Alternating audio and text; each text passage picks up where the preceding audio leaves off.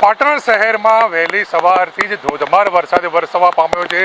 વાત કરવામાં આવે તો પાટણ જિલ્લામાં સાર્વત્રિક વરસાદ જોવા મળી રહ્યો છે, જેમાં ખાસ કરીને સિદ્ધપુર પંથકની અંદર 5 ઇંચથી પણ વધુ વરસાદ ખાબકી રહ્યો છે। કેમેરામેનને કહીશ કે દ્રશ્ય બતાવે કે પાટણ શહેરમાં જે પ્રકારે પાટણ શહેરની અંદર જે વરસાદ વરસી રહ્યો છે તેને લઈને ક્યાંક ને ક્યાંક નીચાણવાળા વિસ્તારોમાં પાણી ગરકાવ થઈ જવા પામે છે। ખાસ કરીને જે આનંદ સરોવર વિસ્તાર છે ત્યાં ગાડી જે ખાન સરોવર એટલે કે ખાન સરોવર વિસ્તાર જે આનંદ સરોવર વિસ્તાર હોય કે પછી જે પારેવા સર્કલ વિસ્તારની અંદર પાણી ભરાઈ જવા કારણે ક્યાંક ને ક્યાંક લોકોને વાહન ચાલકોને ભારે હાલાકીનો સામનો કરવાનો વારો છે। સ્થાનિક આપણી સાથે જોડાયા છે, કેવી હાલાકી પડી રહી છે? બહુ હાલાકી પડી રહી। પાટણમાં ક્યાંય પાણી જાય એવો આવડો નથી, બધું નીચાણવાળું વસ્તુ છે। આપણે સાધન પણ મૂકીને ચાલીને આવવું પડે એવી વ્યવસ્થા છે।